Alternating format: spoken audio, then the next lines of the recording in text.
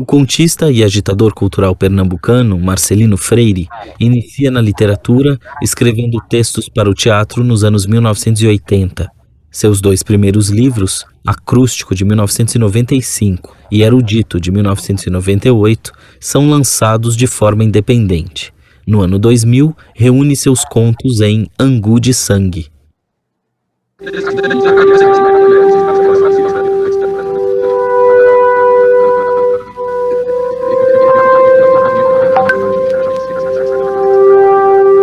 Marcelino Juvencio Freire.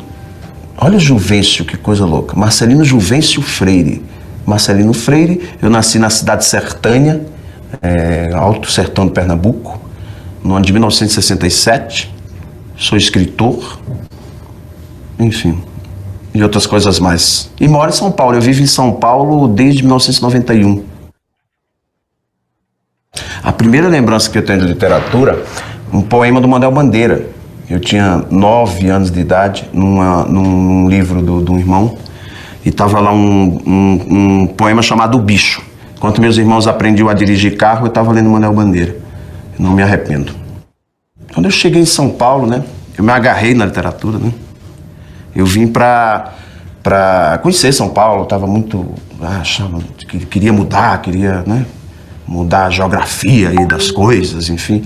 E vim para São Paulo. E aí, chegando aqui, só fiz trabalhar. De cadê a literatura, pelo amor de Deus? Eu gostava sempre de pelo menos, aqueles textos olhando para mim na gaveta, que é horrível texto olhando para você na gaveta, você quer exorcizar aquela porra. E aí eu tinha que publicar aquele negócio, eu mesmo comecei publicando meus livros.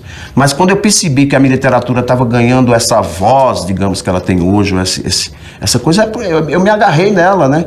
Tem uma coisa de oralidade aí muito forte, que eu já tinha uns sinais ali nos primeiros textos que eu fazia, mas não tinha isso tão presente. Eu acho que isso veio muito mais presente porque eu estava longe da minha origem, né? Um belo dia eu estava muito angustiado, em 95, eu digo, caralho, cadê os livros que eu quero escrever? Cadê a literatura? Cadê os escritores dessa cidade, enfim? Aí eu estava reclamando demais, cansado da agência de propaganda onde eu trabalhava, achando tudo um saco. Cadê o sonho, né? Aí eu olhei para minha frente, tinha um computador onde eu trabalhava, tinha um produtor gráfico ali de lado, tem todo aquele equipamento que a agência de propaganda tem. Eu digo, meu livro está aqui. Eu gosto de provocar coisas. Então, uma bela hora o Brasil diz o seguinte, o pessoal diz, eu não leio porque não tenho tempo. Eu digo, leio porque não tenho tempo? Eu vou fazer uma coleção de 5 minutinhos. 5 minutinhos, baseado num livrinho que eu tenho, que é 30 microcontos para você ler no intervalo da novela. Depois eu fiz a versão infantil, né, que tinha o Inácio Lula Brandão, tinha o Luiz Fernando Veríssimo, o Haroldo de Campos, no seu último texto publicado, nessa coleção também que foi distribuído para criança. E o ano que vem eu vou fazer a versão erótica, que é exatamente para distribuir em pontos de prostituição, enquanto o travesti está esperando o seu cliente. Então é legal, né? Tem umas coisas que são boas assim para fazer e já estou reunindo umas putarias aí junto, que é para a gente chegar aí nos cinemas pornôs e enfim.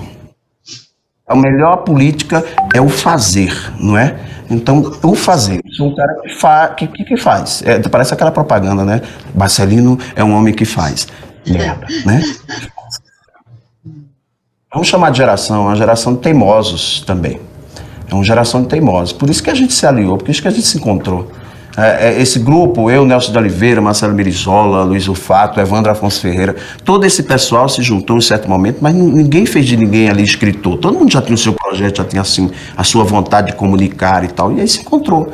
Os livros se encontraram, né? Costumo dizer que os livros, em um certo momento, eles se encontraram ali. Antes do surgimento desses escritores, existiam só as grandes editoras e os escritores dessas grandes editoras. E os escritores recusados por essas grandes editoras. Então, de repente, a gente veja bem a coisa de ficar reclamando e o caralho. Não, a gente foi lá e estava publicando os livros da gente. E aí, o Nelson de Oliveira com a antologia da geração 90, então todo mundo ali estava fazendo muito, e continua fazendo muito e ali produzindo, né? Quem desse grupo que vai ficar? Vocês têm que pensar nisso, quem que nesse grupo vai ficar? Rapaz, o depois fica para depois, quem grupo que vai ficar? Quem fica e quem não fica, eu quero saber agora. Sou escritor brasileiro, sem que esse brasileiro sirva para emperrar um escritor brasileiro eu vou afirmar que eu sou escritor brasileiro e isso vai me engessar. Agora, eu gosto de ser brasileiro, eu gosto da língua portuguesa, eu gosto da palavra. Lixo? Lixo serve para tudo. A gente encontra a mobília da casa, cadeira para pôr uns pregos e ajeitar, sentar. Lixo para poder ter sofá, costurado, cama, colchão, até televisão. É a vida da gente, o lixão. E por que agora querem tirar ele da gente? O que eu vou dizer para as crianças? Que não tem mais brinquedo? Que acabou o calçado, que não tem mais história, livro, desenho? E meu marido, o que vai fazer? Como ele vai ver sem as garrafas, sem as latas, sem as caixas? Vai perambular pela rua, roubar para comer? E o que eu vou cozinhar agora? Onde vou procurar tomate, alho, cebola? Com que dinheiro vou fazer sopa? Vou fazer caldo, vou inventar farofa? Fale, explique.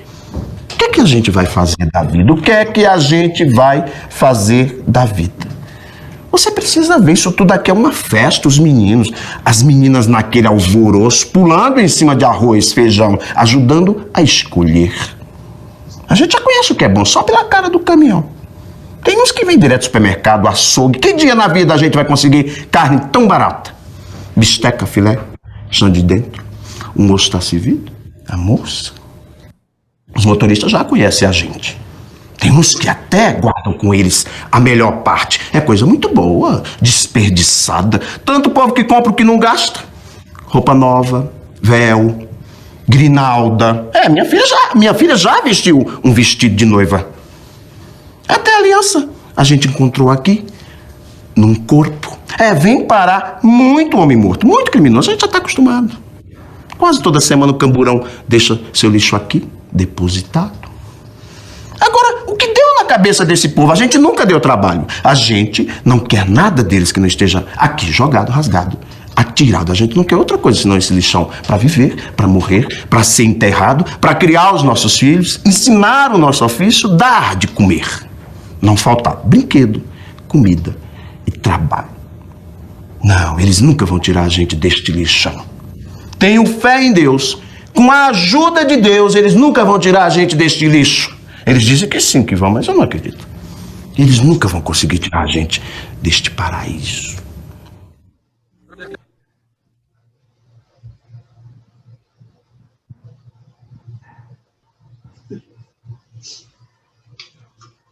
Bom, agora eu vou ler os 2 contos.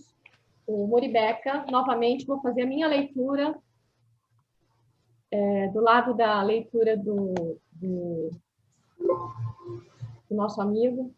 Então, Angu de Sangue, que é de 2000. Está dando para ouvir? Alô? E depois vamos ler Totonha na sequência. É claro que esses contos, eles têm questões, assim, várias questões que podem ser colocadas, assim, né?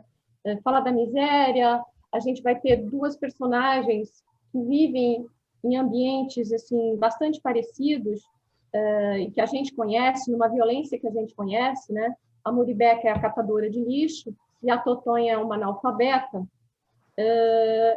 Elas vivem em situações parecidas, mas me parece que há alguma coisa na personalidade delas que é diferente. Então, paralelamente a tudo que a gente possa discutir aqui, da deficiência das instituições públicas, do paradoxo que se apresenta na leitura, eu gostaria que vocês prestassem atenção, talvez, nas semelhanças e diferenças das personagens, né?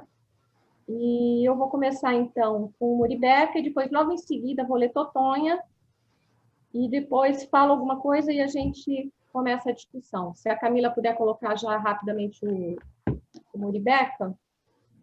Eu vou tentar ler mais devagar, embora a narrativa exija uma certa rapidez.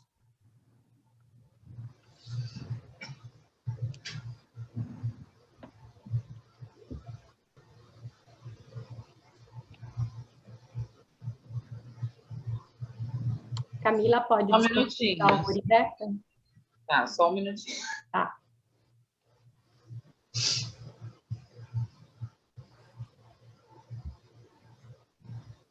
Rose, por favor, Enquanto a Camila coloca o texto, você pode me dizer de qual livro é o conto, o Moribeca? O Moribeca é do Angu de Sangue, que é o primeiro livro dele publicado numa editora comercial, tá? Certo. De 2000. E o Totonha é de Contos Negreiros, com o qual ele ganhou o Jabuti, né? O livro com que ele ganhou o Jabuti, e é de 2005. Tá ótimo. Já são contos assim mais antigos, né? Certo, 2005, tá bom. Rose, obrigada.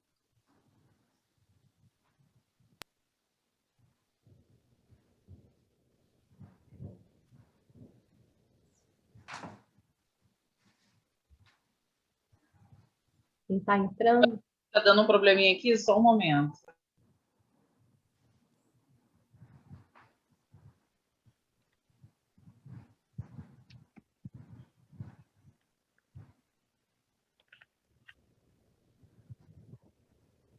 Antes dessa edição de 2000, o primeiro livro que ele fez numa editora comercial, ele tinha editado 2 livros independentes, né? Publicação própria, que foi o Aqui Rústico, em 95, e o Erudito, em 98. Aí depois ele publicou, então, o Angu de Sangue pela Ateliê Editorial. Deu crepe aí? Pela Ateliê Editorial. E mesmo em 91, ele escreveu uma peça chamada Reino dos Palhaços, que foi encenada lá no Recife. Enquanto isso, eu poderia falar mais o quê dele? Canta, Rose. Então, ele escreveu Totonha inspirado numa tia que ele tinha, que falava muito. Aliás, ele era rodeado por mulheres que falavam muito. Ele acha que essa oralidade vem daí, né? Que a mãe dele falava demais o tempo todo. E ele lê os livros e ele escreve com essa meta, né? De ter uma leitura rápida, de ter uma coisa muito precisa e calcada na oralidade mesmo, né? No real, assim, para aproximar cada vez mais o fato, né? O ouvido, você ouve e já entra naquele clima dele, né? Sem muito tempo, porque as falas são muito rápidas. Deu certo aí? Vocês estão visualizando? Só está muito fácil. Ainda está só com 2 linhas, eu vejo. Tá o quê? 2 linhas na página. Peraí. Pode subir.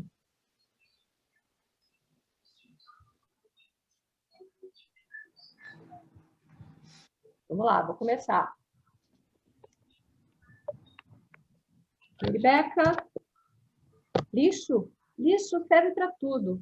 A gente encontra a mobília da casa, cadeia para pôr uns pregos e ajeitar, sentar. Lixo para poder ter sofá costurado, cama, colchão, até televisão. É a vida da gente o lixão. E por que agora querem tirar ele da gente? O que é que eu vou dizer para as crianças que não tem mais brinquedo, que acabou o calçado, que não tem mais história, livro, desenho? E o meu marido, o que vai fazer? Nada? Como ele vai viver sem as garrafas, sem as latas, sem as caixas? Vai perambular pela rua, roubar para comer? O que é que eu vou cozinhar agora? Onde eu vou procurar tomate, alho, cebola? Com que dinheiro vou fazer sopa, vou fazer caldo, vou inventar farofa? Fale, explique o que é que a gente vai fazer da vida. O que a gente vai fazer da vida? Não pensa que é fácil. Nem remédio para dor de cabeça eu tenho. Como vou me curar quando me der uma dor de estômago, uma coceira, uma caganeira? Não, vá, me fale, me diga, me aconselhe. Onde vou encontrar tanto remédio bom, esparadrapo, e band-aid, e seringa? O povo do governo devia pensar 3 vezes antes de fazer isso com o chefe de família. Vai ver que eles estão de olho nessa merda aqui, nesse terreno. Vai ver que eles perderam alguma coisa. Se perderam, a gente acha, a gente cata, a gente encontra. Até bilhete de loteria, lembro, teve gente que achou. Vai ver que é isso, coisa da Caixa Econômica. Vai ver que é isso. Descobriram que lixo dá lucro. que pode dar sorte, que é luxo, que lixo tem valor. Por exemplo, onde a gente vai morar? Onde a gente vai morar? Aqueles barracos, tudo ali em volta do lixão. Quem é que vai levantar? Você? O governador? Não. Esse negócio de prometer casa que a gente não pode pagar é balela, é conversa para boi morto. Eles jogam a gente no esgoto. Para onde vão os coitados desses urubus, cachorro? Você precisa ver, isso aqui é uma festa. Os meninos, as meninas daquele alvoroço, pulando em cima de arroz, feijão, ajudando a escolher. A gente já conhece o que é bom de longe, só pela cara do caminhão. Tem os que vêm direto do supermercado, açougue. Que dia na vida a gente vai conseguir carne tão barata? Bisteca, filé, chã de dentro. O moço está servido? A moça? Os motoristas já conhecem a gente. Tem os que até guardam com eles a melhor parte. É coisa muito boa, desperdiçada. Tanto povo que compra o que não gasta. Roupa nova, véu grinalda. Minha filha já vestiu um vestido de noiva. Até aliança a gente encontrou aqui num corpo. Vem parar muito homem morto, muito criminoso. A gente já está acostumado. Quase toda semana o camburão da polícia deixa seu lixo aqui depositado. Balas, revólver 38. A gente não tem medo, moço. A gente é só ficar calado. Agora, o que deu na cabeça desse povo? A gente nunca deu trabalho, a gente não quer nada deles que não esteja aqui jogado, rasgado, atirado. A gente não quer outra coisa senão esse lixão para viver. Esse lixão para morrer, ser enterrado, para criar os nossos filhos, ensinar o nosso ofício, dar de comer, para continuar na graça de nosso Senhor Jesus Cristo. Não faltar brinquedo, comida, trabalho. Não, eles nunca vão tirar a gente desse lixão. Tenho fé em Deus. Com a ajuda de Deus, eles nunca vão tirar a gente desse lixo. Eles dizem que sim, que vão, mas eu não acredito. Eles nunca vão conseguir tirar a gente desse paraíso. Camila, pode colocar o Totonha logo em seguida?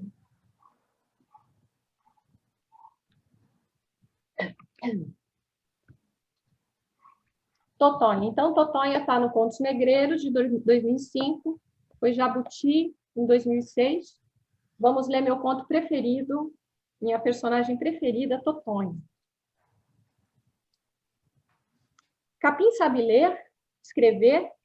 Já viu cachorro letrado, científico? Já viu juízo de valor? Em quê? Não quero aprender, dispenso. Deixa para gente que é moço, gente que tem ainda vontade de doutorar, de falar bonito, de salvar a vida de pobre. O pobre só precisa ser pobre, e mais nada precisa. Deixa eu aqui no meu canto, na boca do fogão é que fico. Estou bem. Já viu o fogo ir atrás de sílaba? O governo me deu o dinheiro da feira, o dente o presidente, e o vale doce e o vale linguiça. Quero ser bem ignorante, aprender com o vento, tá me entendendo? Demente como um mosquito, na bosta ali da cabrita, que ninguém respeita mais a bosta do que eu, a química. Tem coisa mais bonita? A geografia do rio mesmo seco, mesmo esculhambado? O risco da poeira, o pó da água, hein? O que eu vou fazer com essa cartilha? Número? Só para o prefeito dizer que valeu a pena o esforço? Tem esforço, mais esforço que o meu esforço? Todo dia, tanto tempo nesse esquecimento, acordando com o sol? Tem melhor beabá? A soletrar se a chuva vem, se não vem? Morrer já sei, comer também. De vez em quando ir atrás de preá, caruá, roer osso de tatu, adivinhar quando a coceira é só coceira, não uma doença. E a santa paciência? Será que eu preciso mesmo garranchar meu nome? Desenhar só para a mocinha aí ficar contente? Dona professora, que valia tem meu nome numa folha de papel? Me diga honestamente. Coisa mais sem vida é um nome assim, sem gente. Quem está atrás do nome não conta? No papel, eu sou menos ninguém do que aqui, no Vale do Jequitinhonha. Pelo menos aqui todo mundo me conhece, grita, apelida, vem me chamar de Totonha. Quase não mudo de roupa, quase não mudo de lugar. Sou sempre a mesma pessoa que voa. Para mim, a melhor sabedoria é olhar na cara da pessoa, no focinho de quem for. Não tenho medo de linguagem superior, Deus me ensinou. Só quero que me deixem sozinha, eu e a minha língua. Sim, que só passarinho entende, entende? Não preciso ler, moça. A mocinha que aprenda, o prefeito que aprenda, o doutor. O presidente é que precisa saber ler o que assinou.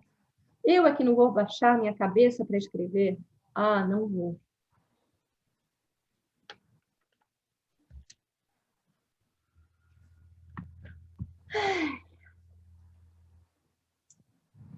Então, eu acho esses dois contos muito fortes. Eu sou apaixonada pela Totonho. Foi exatamente por isso que eu escolhi esse texto. Depois eu resolvi, como eu achei um texto curto, e daria tempo da gente ler mais um, também é muito bom, o Muribeca. A parte, toda essa questão que aparece no texto, da miséria da vida urbana, desse esquecimento, né, das pessoas mais desfavorecidas, dessa falência das instituições públicas, dessa problemática do lixo, também que rendeu até filmes, né? O que mais me salta assim, é esse paradoxo dessas personagens, né? De quererem, ao menos, ter o direito de ser o que foi possível ser. Nem isso elas têm direito. Quer dizer, vem o governo querendo tirar o lixão da Muribeca. Vem um outro querendo que ela aprenda a escrever na marra, né? A ler e escrever na marra. Quer dizer, esse paradoxo dessa realidade miserável que a gente vive é que me chama. As personagens, eu vejo que elas se assemelham por algumas questões, assim, né? Dessa questão de ser muito conscientes, né, no seu discurso, que é argumentativo, né? O tempo todo argumentativo, dessa narrativa rápida e argumentativa, que elas são muito conscientes de si e da realidade em que elas vivem, né? Mas me parece que toda essa consciência e esse raciocínio rápido que as duas têm, né, nesse discurso inusitado, que mais Totonha tem, eu acho que a Totonha tem esse discurso mais assim, inusitado, embora a Muribeca seja muito argumentativa, eu acho que elas diferem em alguns pontos. Assim. A Muribeca me parece mais dócil, embora ela seja bastante argumentativa na questão do lixo, né, para a gente não perder, né? Muribeca é a catadora de lixo. Ela me parece mais dócil, mais passiva. Ela confia na ajuda de Deus e no bom senso dos governantes. Mas a Muribeca me parece mais incisiva, ela é orgulhosa, ela tem uma posição, impõe a sua posição diante da situação, né? Ela finaliza dizendo: eu é que não vou baixar a minha cabeça para escrever, não vou. Quem precisa ler é você, moça, a mocinha que aprenda, o prefeito que aprenda, o presidente é que precisa saber. Então, ela tem uma postura mais incisiva, assim. A Muribeca também diz que Deus lhe ensinou. No final da página 80, ela diz assim: para mim, a melhor sabedoria é olhar na cara da pessoa, no focinho de quem for. Não tenho medo de linguagem superior. Deus me ensinou. Só quero que me deixem sozinha, eu e minha língua, sim, a que só passarinho entende, entende? Então, essa humanização dela, de defender aquilo que ela conseguiu ser, assim, eu acho assim, incrível. Nesse mesmo sentido, de eu achar que a Muribeca é mais passiva, no final do conto, a gente tem duas remissões aí Nosso Senhor Jesus Cristo, uma a Nosso Senhor Jesus Cristo no penúltimo capítulo, e depois ela diz assim: não, eles nunca vão tirar a gente desse lixão, tenho fé em Deus. Com a ajuda de Deus, eles nunca vão tirar a gente desse lixo. Eles dizem que sim, que vão, mas eu não acredito, eles nunca vão conseguir tirar a gente desse paraíso.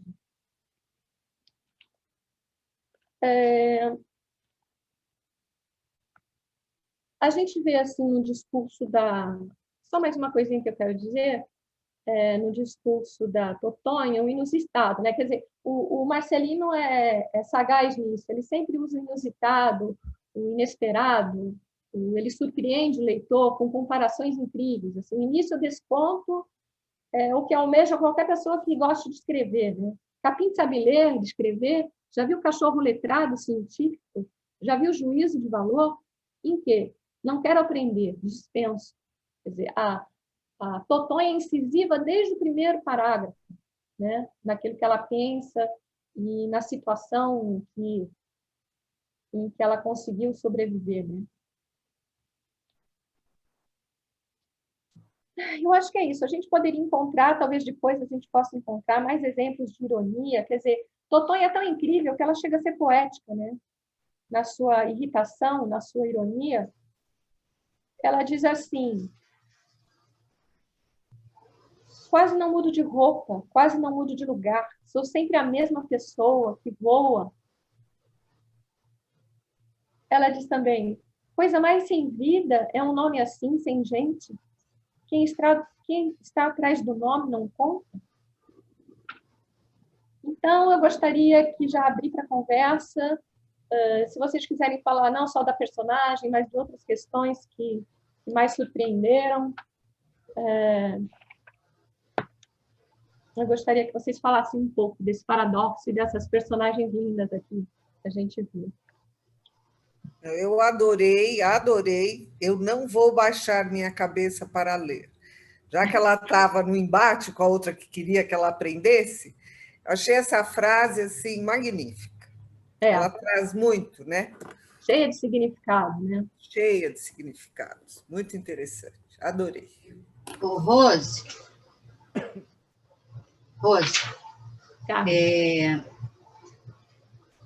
eu acho o Marcelino um transgressor, né?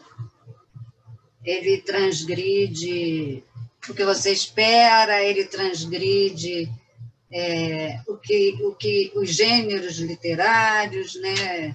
Os contos, cantos, romance.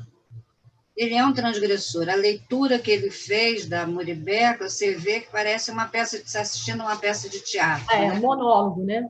A linguagem dele é teatral, né? É vibrante, né?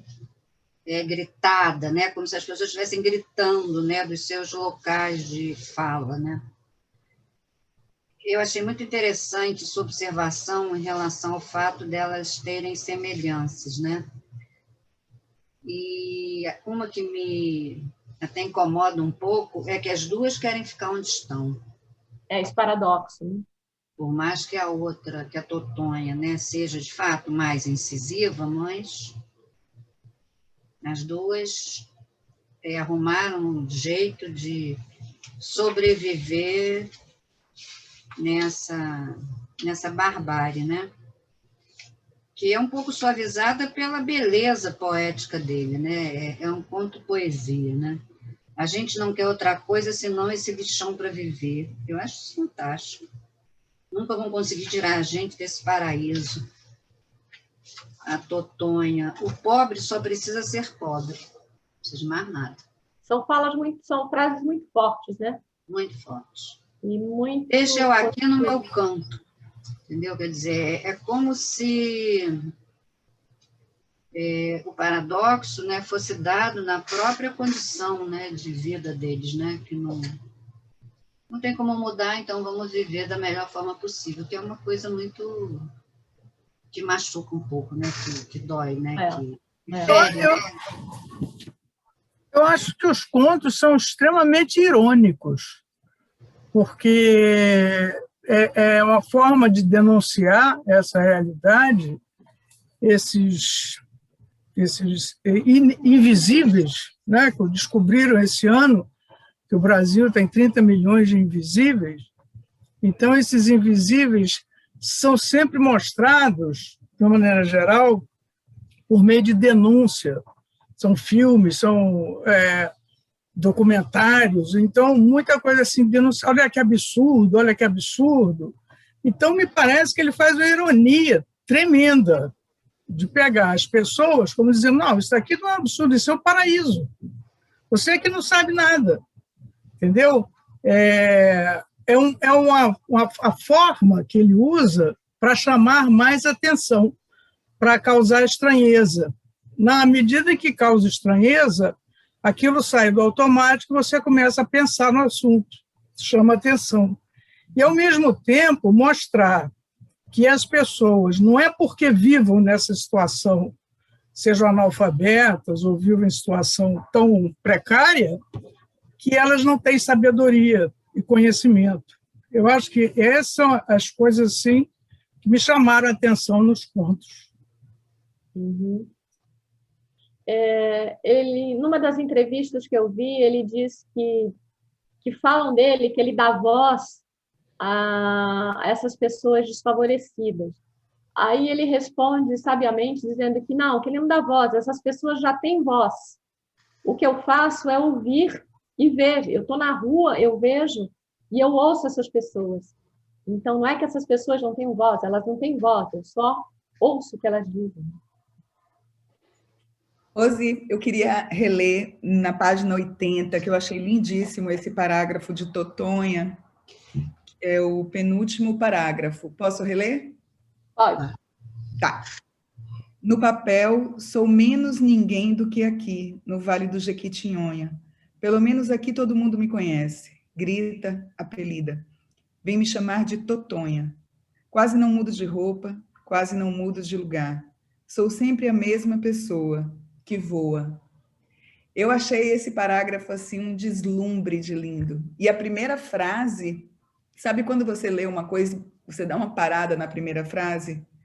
Papel, sou menos ninguém do que aqui. Ele é transgressor até na linguagem, né? Porque, assim, para mim, o óbvio seria dizer assim, no papel, sou mais ninguém do que aqui. Aqui eu sou alguma coisa, né?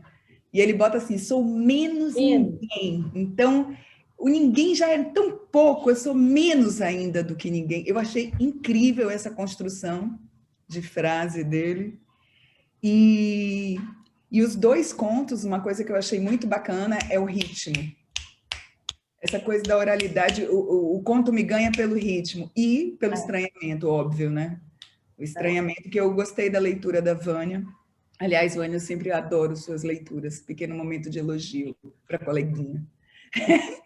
Mas, assim, realmente, né? Ele usou de um super traço de ironia. Eu não tinha pensado isso antes, assim. Porque sempre está mexendo com a nossa cabeça, né? Eu adorei. Eu acho que você foi super feliz. Super te agradeço. Não conhecia o Marcelino. Não. Você Os contos deles são sempre assim, velozes. Porque de moralidade, né? E tem punch, tem pegada. Conto com pegada. Ele reescreve milhões de vezes o conto, milhões de vezes, até chegar no essencial. Você vê que quase não tem... Até parecer que não teve trabalho nenhum, né? Ele reescreve até parecer que não saiu de uma vez só, né? Quase não tem trabalho, quase não tem adjetivos, né? Ele é muito substantivo, né? Rose, eu queria te perguntar uma coisa. O que eu achei um pouco um problema no texto, eu achei que a linguagem ela não combina com o personagem, entendeu? O personagem, assim, os termos que ele usa, né? Eles não são de uma mulher como a Totonha. Para mim não foi muito crível.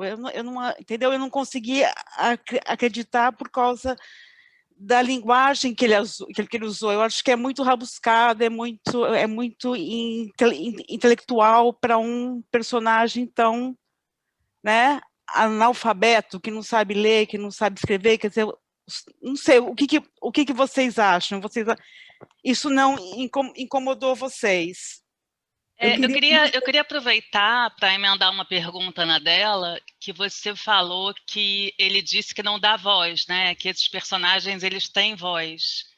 Então, eu queria saber se ele, como autor, se você sabe assim, se ele faz uma pesquisa de realmente conversar com pessoas que tenham vidas semelhantes aos personagens que ele vai criar, como muitos autores fazem, né, de fazer uma espécie de um laboratório, ou se isso seria assim uma imaginação, uma inferência dele, se você tem esse tipo de informação através das entrevistas dele, se ele já se inspirou em personagens reais.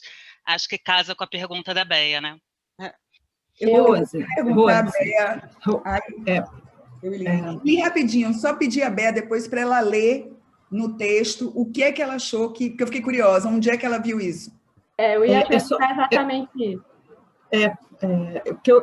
Até sobre o que ela falou, porque a impressão que eu tive do texto da Totonha é que, assim, ela, de fato, né, ela é analfabeta convencionalmente falando, mas ela tem uma leitura e uma compreensão da vida, sentimentalmente, da sensação do que é a vida, da existência, talvez maior do que muitos de nós, né? Porque, assim, ela vive aquilo ali. Então, assim, eu não sei aonde a Bea viu isso, mas eu acho que tá muito de acordo, né? E ela nem precisa, eu acho que no último parágrafo da página 80, eu vou ler aqui. Da Totonha? Da Totonha, no último da página 80. Ela sabe o que é sílaba, por exemplo. Já viu fogo ir atrás de sílaba? Não sei. Bom, pelo menos assim, as pessoas com quem eu convivo, entendeu? Que são analfabetas, elas não sabem o que é uma sílaba. Eu vou ler aqui o final. Até eu que sou alfabetizada, eu nem lembro mais do que é uma sílaba, mas tudo bem. Vou ler aqui, tá, Ruth? Para mim, a melhor sabedoria é olhar na cara da pessoa, no focinho de quem for. Não tenho medo de linguagem superior. Deus que me ensinou. Só quero que me deixem sozinha. Eu e a minha língua, sim, que só passarinho entende. Entende? Quer dizer, ela tem uma linguagem, ela tem um olhar que é a leitura intelectual. Dela. Ela não precisa de uma linguagem, uma leitura convencional. Né? É a forma como eu leio. Eu não acho que seja intelectual, eu acho que seja de sensibilidade. Quer dizer, o fato da pessoa ser analfabeta ou viver no lixão não significa que seja uma pessoa insensível. Essa entendeu? não é a do lixão. Essa não é a do lixão, Vânia. Essa é a Totonha, é a outra. Que é analfabeta, né? Eu sei, mas ela tem a visão de mundo. O Paulo Freire diz, antes de ler as palavras, é preciso ler o mundo. E essas pessoas têm... Quer dizer, ele, pelo menos, dá voz às pessoas que têm sensibilidade. Não são todas. Eu não estou discutindo a visão dela, entendeu? Você pode ser analfabeto e ter uma visão, não estou discutindo isso. A minha pergunta é se essa linguagem, entendeu, deixa o personagem, faz você acreditar nesse personagem. E eu não estou acreditando nesse personagem, só isso. Entendeu? Entendi. Eu acho que ele devia ter usado outro tipo de linguagem. Olha só, eu acho que ele saiu lá de Recife, né, Pernambuco, veio para São Paulo. E aí ele viveu nas quebradas mesmo, entendeu? Nos becos, né, nas hordas, tá? No submundo. E ele tem essa experiência das esquinas da vida, né? Então,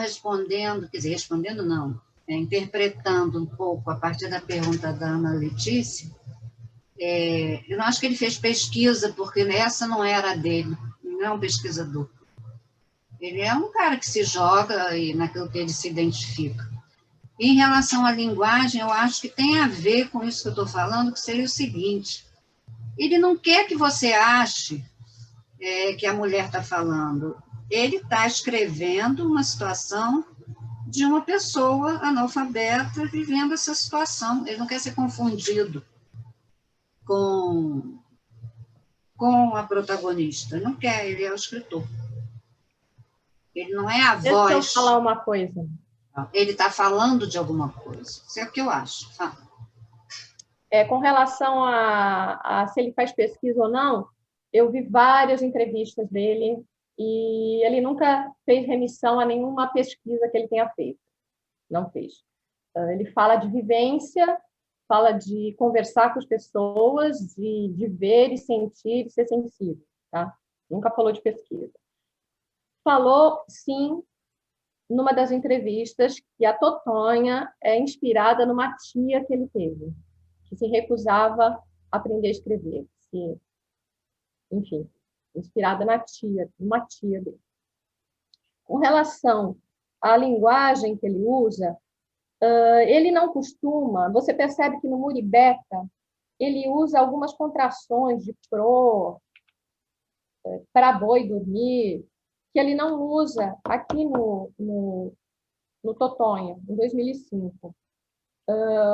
Ele comentou, numa das entrevistas, que ele não aproxima a linguagem dos personagens. Por exemplo, ele não escreveria um conto da Totonha, ele não escreveria errado, como se a Totonha estivesse, do jeito que a Totonha falasse errado, por exemplo, de tá, ou tô, ou omitisse sílabas plurais, entendeu? Não fizesse concordâncias. Ele não faz isso quando ele escreve. Ele não aproxima a linguagem do jeito que o personagem fala. Embora ele tenha muitos contos em primeira pessoa, a maioria dos contos em primeira pessoa. Porque o que ele quer é essa rapidez, essa oralidade, entendeu? Sílaba, talvez a Totonha não conhecesse sílaba, mas aí, não sei, aí teria que falar com ele por que ele escolheu exatamente essa palavra. Então, mas se é uma personagem rebelde, né, que se rebela contra a literatura, a ler, a escrever, eu acho que ela fala muito corretamente, entendeu? É isso que eu estou falando, eu acho que a linguagem do texto está contraditório ao que ele quer falar, é só isso que foi a minha impressão. Eu entendi o que você quer dizer. Eu só sei que ele não aproxima a escrita da fala quando ele escreve, entendeu? Porque olha o primeiro parágrafo. Ela não falaria química, que ninguém respeita mais a bosta do que eu, a química. Quer dizer, na verdade, aí pode ser até uma interferência do narrador, que até então não apareceu, né? Narrador em terceira, não sei. No início da página 80, ela fala, tem melhor beabá que acordar com o sol? Isso já é uma silabação, né? Assoletrar se a chuva vem, se não vem. Quer dizer, a ideia da sílaba e do aprendizado, eu acho que é uma mesma coisa, né? O aprendizado é a sílaba. Por aí, não. Eu gostaria de falar de Totonha. É tão forte esse ponto que a gente quase não fala de Muribeca, Suzana. Eu gostaria de falar um pouquinho, assim, meter a minha colher nessa história toda, tá? Viu? Béa, né? Bia, né? Bia Correia. Béa. E todos, né? Um escritor, quando escreve, quer dizer, isso a gente acaba lendo sobre, enfim, o modus operandi. Todos nós sabemos que, quando ele deseja expressar uma ideia, em geral, ele não é o personagem, né? Só nas biografias, nas autobiografias, é que o escritor é o próprio personagem. Ele só pode expressar as ideias do personagem com uma linguagem acessível a nós. Ela pode se aproximar em termos formais, como oralidade, viu, Bé? Ela pode se aproximar, mas o raciocínio, a sofisticação, porque esse é um conto muito sofisticado, tá? Em termos de linguagem, em termos de modos, o modo de pensar, o universo dessas pessoas, né, é de uma sofisticação imensa. O raciocínio dos dois personagens dos contos, né, tem isso. Ao mesmo tempo, quer dizer, a realidade é uma e a sofisticação do raciocínio é outra. Não há como você expressar a sofisticação do determinado raciocínio sem determinadas palavras. Então, quando você fala de soletrar, provavelmente a Totonha não conheça essa palavra, ou conheça, não sei. Não quero julgar, não posso julgar, ela pode não conhecer. Mas o que o Marcelino deseja é expressar uma ideia, uma cosmovisão, e ele precisa usar as palavras. O que é importante é que elas sejam é que esse universo tenha uma coerência. Nesse caso, no caso do lixo, é a coerência do lixo, tá? A coerência, os elementos que ele vai usar, que ele vai empregar, é que vão dar ao conto aquilo que a gente chama de verossimilhança, que é a lógica interna do texto, tanto em termos das ações do personagem, como do universo onde ele se encontra. Isso é uma pesquisa. A pesquisa, o Marcelino diz, eu pesquiso na rua. Eu vou para a rua, ele disse agora há pouco naquele vídeo, eu vou para a rua e eu olho. Isso é uma pesquisa. Eu vou para a rua e escuto. Isso é uma pesquisa. É vivência, é você... provavelmente, se você ficar encastelado na sua casa, você não vai conseguir entrar nesse universo e nem nessa forma de expressão. Eu vou fazer uma comparação com um texto que nós acabamos de ler, nosso grupo de leitura, que agora está recomeçando com a Alice, mas acabamos de ler O Grande Sertão, e você tem um jagunço, o Riobaldo, com uma sofisticação de pensamento.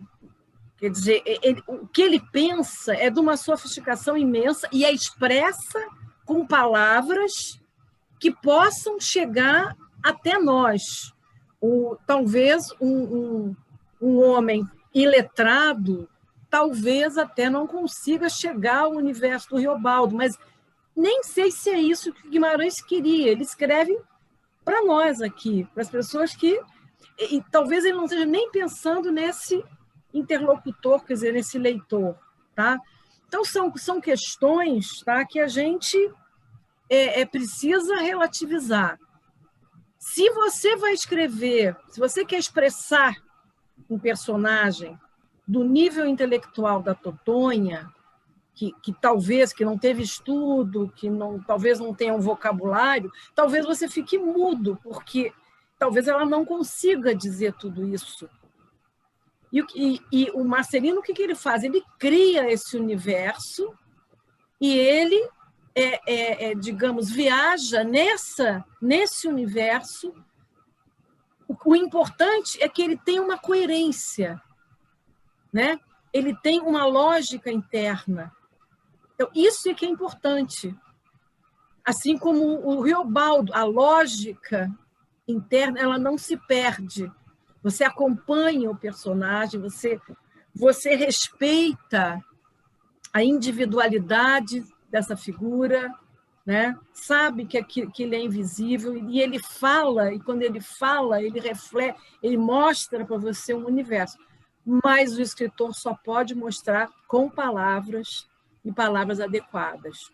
Às vezes, esses textos do Marcelino parecem poesia.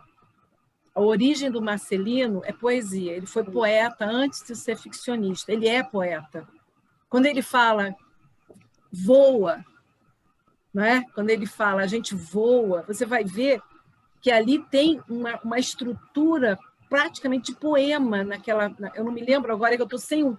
Eu não achei o livro. Levantei para ver o livro do Marcelino, eu não estou com ele aqui para ver. O último parágrafo da página 80. Lê aí, Lorena, lê aí para a gente. Foi a página que a Lorena leu.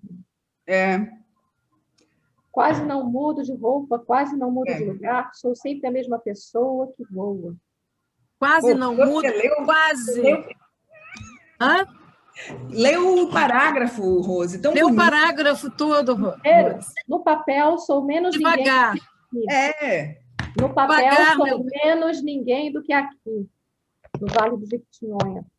Pelo menos aqui todo mundo me conhece, grita, apelida, vem me chamar de Totonha. Quase não mudo de roupa, quase não mudo de lugar, sou sempre a mesma pessoa que voa. Ave Maria, é belíssimo. Então, mas ele não pode fazer senão com a linguagem que ele tem e cuja linguagem nós possamos compreender e mergulhar nela. Susana, posso falar uma coisinha? Claro. Apaziguar o coração da Béa. Ela questiona tanto a Totonha que, para você questionar alguma coisa, essa coisa tem que ter chegado de alguma forma perto de você. Então, para você acreditar mais nela, você imagina assim, alguém chegou perto dela, você vai ser alfabetizada, você vai ter que aprender as sílabas. Então, ela adquire, sem fazer parte do vocabulário dela, naquele momento ela adquire esse conhecimento que ela quer contestar. Isso é só para apaziguar o coraçãozinho da Béia, que é a minha leitura também. É isso aí. Olha, a Tayana está querendo falar, tem um tempão. Não tempão não. Eu queria falar. Fazer um comentário. Eu achei sensacional, Suzana, porque eu estou relendo, né, o Grande Sertão justo agora, e estava exatamente com essa referência, porque eu acho que tem uma coisa assim de um interlocutor que não é muito claro e que, na verdade, coloca a gente como interlocutor desse sujeito que está falando no conto. Só que, especificamente da Totonha, tem um trecho que ela diz: desenhar só para a mocinha e ficar contente. Então, eu acho que tem uma certa provocação, né? Já falamos sobre a ironia do texto, e eu concordo plenamente, ambos os textos são extremamente irônicos, porque eles nos colocam em dois lugares de desconforto, ao meu ver. Um é o desconforto da situação, imaginar que duas pessoas nessas condições não querem isso que a gente julga enquanto pessoas brancas de uma cidade, né?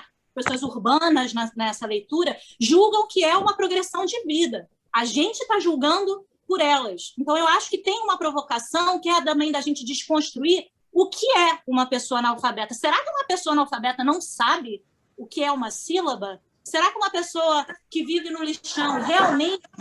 Eu acho que tem um jogo com os nossos preconceitos de quem lê, o público do Marcelino, que eu acho que a gente precisa levar em conta ao observar esse personagem, né? Esse personagem fala muito sobre ele, mas talvez fale tanto quanto sobre nós. Eu acho que, mas, Tayana, não é sobre isso. Olha, o primeiro personagem, eu acreditei. Só isso que eu estou falando. O primeiro personagem, né? Como é que ela chama? A do lixão. Eu achei a linguagem incrível, entendeu? É uma coisa assim. Eu acreditei, mas a segunda não.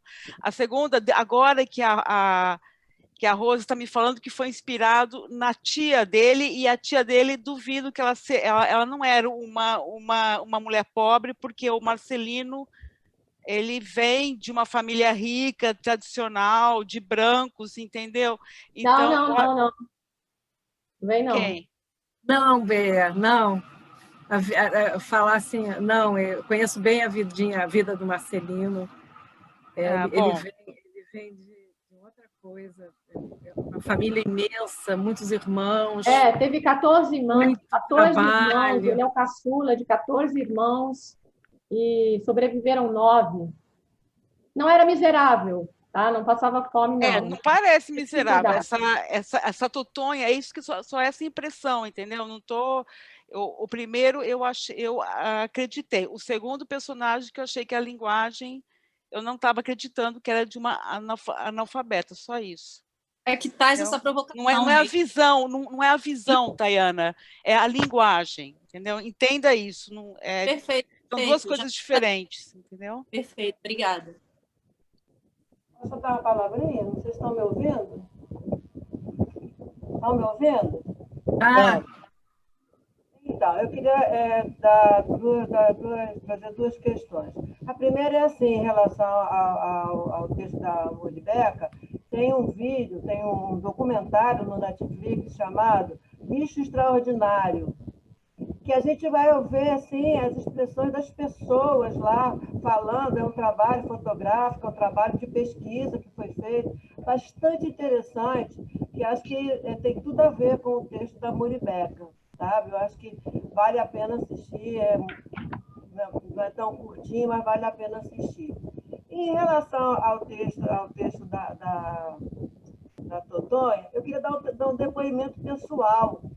A minha mãe, né, uma portuguesa, analfabeta, e a luta da gente a vida inteira para que ela quisesse, né, para que ela aceitasse ser alfabetizada. Ela jamais quis. Ela dizia que achava que não ia acrescentar nada para ela. E a minha mãe era uma pessoa de uma sabedoria incrível. A minha mãe falava o tempo todo por provérbios.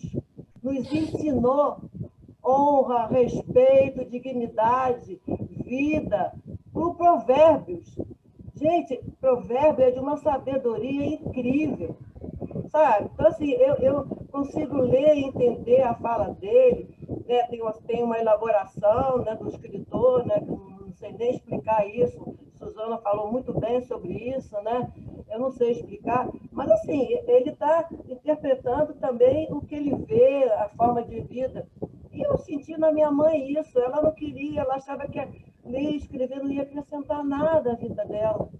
E ela era sabedoria o tempo todo, o tempo todo. Era isso.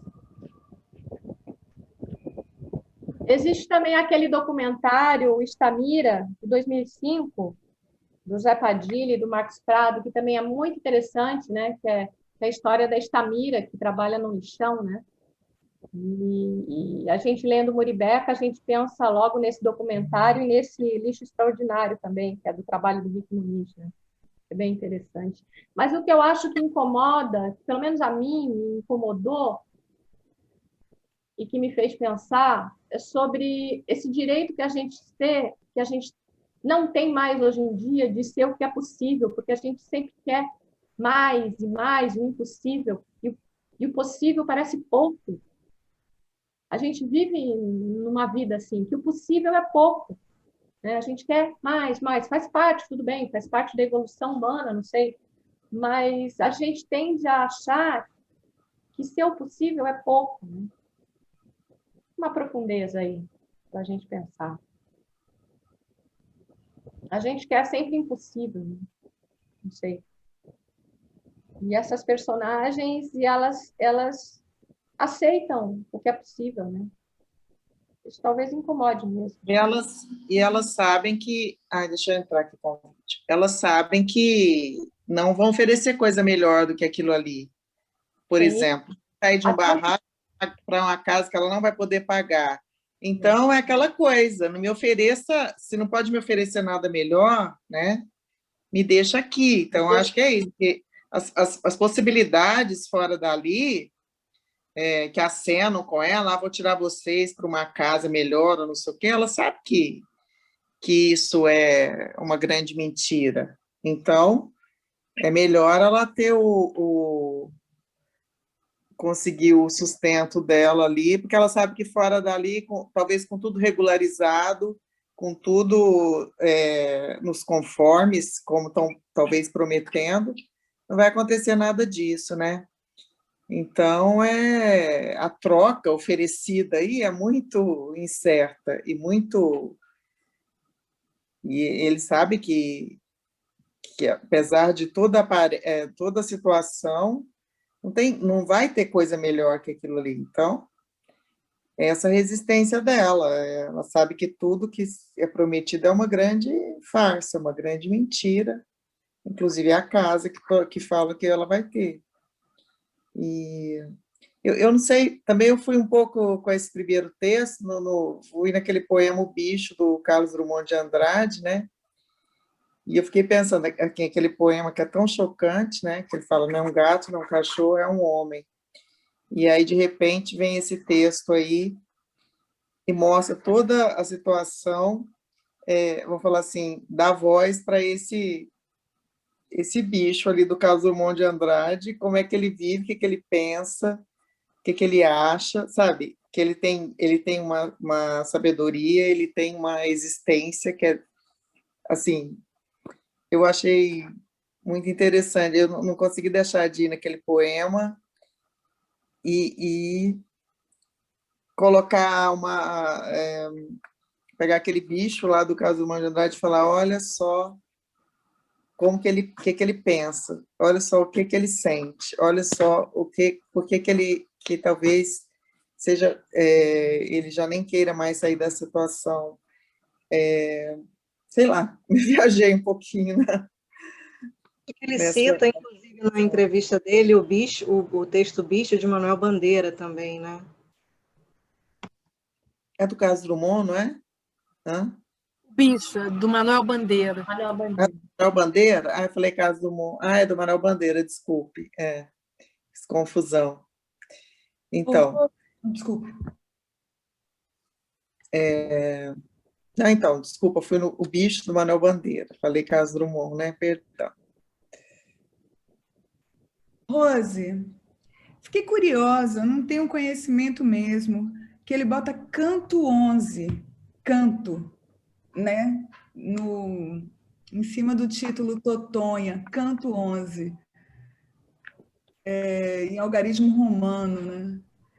É a divisão dos contos, ele chama de canto. Isso Aí mesmo. eu não sei se Suzana pode ajudar, assim, não sei se é Homero, quem é que escrevia como cantos e qual é a relação disso com as personagens? Deve ter uma mágica aí, porque ninguém bota canto 11 à toa, né? Na verdade, eu acho que é uma brincadeira aí. Bom, pode ser uma brincadeira de cantos e contos, mas também é uma coisa cantada porque é oralizada, é muito oral. Né? Todos os contos têm essa oralidade da palavra falada e tal. Lembra os Lusíadas, né? Na verdade, Você tem... desculpe. Vai, Suzana, depois eu falo. Não, é só porque a estrutura que utiliza os cantos são os poemas épicos, as epopeias, que são divididas em cantos, tá? E que são episódios, porque uma epopeia ela narra a história de um povo, e ela vai narrando o que nós chamaríamos de capítulos numa história, se chama de cantos na epopeia, porque a epopeia é um poema, é uma história contada ou cantada, como se pode falar. Tá? Então, ele aqui tem ele fala do canto porque é quase um poema. Você entenderam? A estrutura aí é a original do canto. O poeta é o cantor. Exato. Então, aqui eu canto personagens para montar, suponho, esse universo. E eu acho, Suzana, achei interessante se lembrar do Riobaldo, porque eles também partem, embora se possa considerar que se trata de uma linguagem sofisticada, eu acho até que não, porque ela é de confronto com interrogações retóricas que confrontam com esse suposto, foi a Janaína que mencionou, né, esse suposto interlocutor, e seguido uma afirmação, e parte sempre, me parece, do concreto, como no Riobaldo, para o universal. Quer dizer, supor que o personagem, por ser ignorante de conhecimentos que os doutores tenham por importantes... Conhecimento acadêmico, né? Conhecimento acadêmico. Isso, não, quer dizer, não é obrigatório, não é? Quer dizer, então o personagem tira do concreto, do lixo, da bosta, da cabrita, né? Do mosquito, é esse mundo concreto acessível que lhe permite o voo. E quem dirá, como alguém mencionou, a própria mãe, eu também tive uma avó portuguesa absolutamente analfabeta e que eu tenho até hoje como sábia. Quem dirá que não, essa estrutura, são frases muito curtas e que questionam e afirmam. Não se trata de... você não tem aí subordinações que alonguem o raciocínio. É direto, toma na cara. Não é? Por isso a gente vê aí, me parece, o dramático, né? O drama. Então você tem ao mesmo tempo a origem aí, né? Trágica, a tragédia grega, e o canto. Por que a poesia começa com o canto? Porque as pessoas não sabiam ler. Então o cantor ia de vilarejo em vilarejo, cantava o canto, ia-se embora. E você precisava gravar. Então, mais fácil de memorizar, né, Lil? Oi, Vânia. Mais fácil de memorizar, né? Sem dúvida, sempre a redondilha, né? São 5, 7 sílabas, não é? E quem vive com criança fala muito em sílaba também, porque a alfabetização, né, que este governo parece de novo considerar razoável, se dá por essa silabação. Então, essa me parece uma palavra que um termo que faça parte, sim, desse universo concreto, cotidiano, imediato. Agora, o que o personagem faz com esse mundo concreto é que traz toda a poesia que nos emocionou a todos. Não sei, palpites. Rosa, adorei. Eu acho também que eu vejo mais drama, um drama teatral do que propriamente poesia aqui. Eu vejo um texto mais teatral, mais declamado, né? Tudo bem. Talvez mais dramático do que poético. Eu senti muito assim, mais teatral do que poético. Eu senti o texto como uma entrevista, assim, né? A impressão que dava é que elas estavam sendo entrevistadas e falando o real sentimento ali da sua... Sim. Né? Então eu senti muito como uma entrevista. Uma coisa não elimina a outra, entendeu? O teatral não elimina o poético não elimina o teatral, são coisas que estão sempre tão misturadas, não é? O drama burguês francês é extremamente poético sempre, rimado, inclusive. Você mantém essa relação direta, o melodrama também, né? Como a Suzana diz, uma coisa não se opõe à outra, não. Eu queria trazer só uma questão assim, que sempre se fica pensando nas questões da linguagem, né? Isso é recorrente, viu, Bia? Não é só você, né? Todo mundo fica, de alguma forma...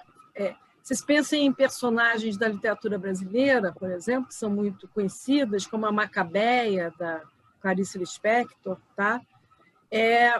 Tá certo que é um narrador, é uma outra estrutura, ela quase não fala, né? Ela quase não fala, mas a Clarice mergulha nesse universo, né? E ela consegue, com uma linguagem que é a linguagem que pode expressar esse universo, que é isso que ela faz, ela dá voz aos personagens. Em geral, esse personagem não teria voz. E o escritor, o papel dele é dar voz, mas ele só pode dar voz com o vocabulário que ele usa. Não dá para dar voz com o outro, que ele nem sabe que vocabulário exatamente tem. Né? Agora, Suzana, Suzana, de qualquer maneira, a literatura vai ser sempre uma falsificação, porque é uma representação. Então, assim, essa sensação que ela sente, a gente sente em muitas histórias, tem alguma coisa ali que não é tão crível, porque não é a própria pessoa, é uma representação com uma certa intenção, né? É uma linguagem que é literária, não é a própria linguagem. Senão a gente simplesmente gravaria e faria uma transcrição. Então, a gente tem que lembrar que se a literatura é falsificação. Né? Então, tem que saber falsificar, né, Ana? Tem que ser uma boa falsificação. E o segundo texto, desculpa, o primeiro eu adorei, mas o segundo eu acho fake. Estou forçado. Mas é uma opinião. Olha, gente, o primeiro é muito bom, adorei. Entendeu? E essa coisa também do lugar de fala que eu gostaria de entender, né? Por exemplo, quando eu leio um conto da Conceição Evaristo, né, uma coisa que ela também dá voz a esses personagens, né, e para mim soa super, eu acredito em tudo, entendeu? Então, isso que eu estava pensando, eu estava querendo, eu não sei também, às vezes eu fico meio confusa com essa coisa do lugar de fala. Eu até queria perguntar para vocês, mas acho que não tem tempo agora também, né? Mas também é uma questão maravilhosa que você trouxe, viu? Eu acho que muita coisa no meio. É uma discussão gigante. Tem alguns conceitos, o conceito de mimesis, aí é uma discussão que tem que... tem que ter outra reunião para chatear com essas coisas. Assim, chatear... Não é um curso, né? Não é uma aula, isso aqui é uma aula. Estava tendo um eu papo. entendo o que a Bea colocou. Eu, que sou também aspirante, não sou escritor, fico, às vezes, na dúvida. A gente vai fazer, por exemplo, se é um texto maior, onde você tem diálogo, o personagem que fala errado, teoricamente, deveria estar no texto escrito errado. No caso do nosso conto aqui, da Totonha, não chegou a me chamar a atenção, assim, trazer uma incoerência suficiente para me chamar a atenção. Mesmo a questão da sílaba, depois que vocês levantaram, eu fiquei pensando. Eu acho que ele passou a mensagem que pretendia passar, um pouco de denúncia, de ironia, de crítica, da posição daquele querendo se manter no status quo que está. Então, para mim, correu legal, mas entendo o que a Bea colocou. E eu tenho dúvidas, às vezes, porque eu não gosto de ler um texto onde a frase está muito errada, porque reproduz a fala, sei lá de quem. Até quando vai reproduzir os jovens da Moca que falam ó meu, não é a minha linguagem, me incomoda um pouco, embora eu reconheça que seria a linguagem do personagem. Só um comentário. Por exemplo, aquele escritor sobre o tema, me avise. Tem aquele escritor do O Sol na Cabeça, né? Que ele usa uma linguagem, né, muito autêntica, né? Eu acho assim. Mas eu acho que no caso dele é a dele, né? Não, ele muda. Ele é do Vidigal. Toma Vidigal. Mas ele muda. Cada conto tem uma linguagem diferente. Não é a mesma o tempo todo. Ela sofre uma metamorfose de acordo com o personagem. Pelo menos. Mas aí é uma opção de quem está, é uma opção do autor, né? Digamos assim, opção do narrador. Nem é do autor, é do narrador, né? Uma opção de quem tá criando. Né? Essa é uma questão de quem escreve, né? Basicamente, né? Da maneira que vai escrever, né? De maneira que o escritor vai escrever, né? Enfim. Eu trouxe umas novidades. Enquanto você falava, Rose, eu fui buscar o livro do Marcelino, o primeiro livro de poesia, Era o Dito. Eu não conheço esse, não. São poemas gráficos, tá? Isso, entendeu? Olha aqui, esse aqui, sobre sexo. Tá? Diz aqui, penso, logo existo. E ele coloca o sexo no meio. Que legal. Tá? E é muito legal assim, os grafemas dele. E os livrinhos da coleção que ele inventou, eu tenho a coleção toda, 30 segundos. 30 segundos?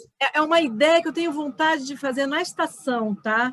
Mas eu vou desenvolver isso na estação. Eu tentei achar, mas não encontrei. Livrinhos. Olha, esse livrinho, ele é assim, ó. Tá vendo? E você lê em 5 minutinhos, 3 minutos. Tá? Você lê em 30 segundos. Então, é um conto, é um microconto, tá? Esse você... aí que é com 54 palavras, uma coisa assim? Aqui, exato. Então, olha só. Aqui é uma historinha, tá? Uma historinha. E ele tem... eu tenho aqui, por exemplo, estou mostrando um da Lívia Garcia Rosa, tem o João Gilberto Noll, olha só, é tudo igual, são todos iguais. Uhum. São micro contos publicados dessa forma. Eu ainda quero fazer ver isso na minha mão. Aqui no Instituto. Eu ainda quero e com a numeração em romanos também, né? Dos cantos. Esses aqui são capítulos, tá? Pois é. Esses pequenininhos aqui, tá? E parece que ele dá importância a essa... Que você até tendo trabalhado em propaganda, né? Ele foi revisor, né, de agências de propaganda durante... revisor. Ele não foi redator, não, de propaganda, ele foi revisor. Tem muita coisa dele aqui, revistas que ele publicou nessa época. tem uma que é como se fosse... Por exemplo, o angu de sangue não é dividido por canto nem nada. É uma lista de contos apenas. Não tem essa divisão, não. Eu gosto mais é esse.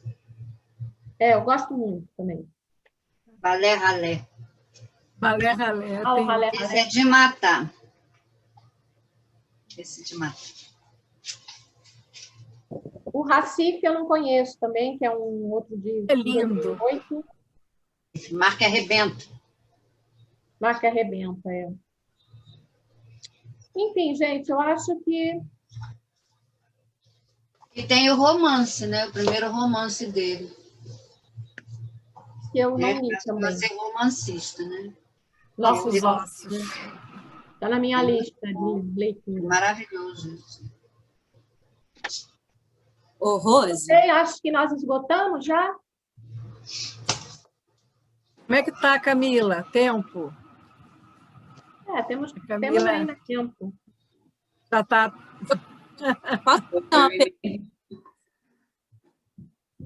Foi bom isso aí, né, dona Rose, hoje?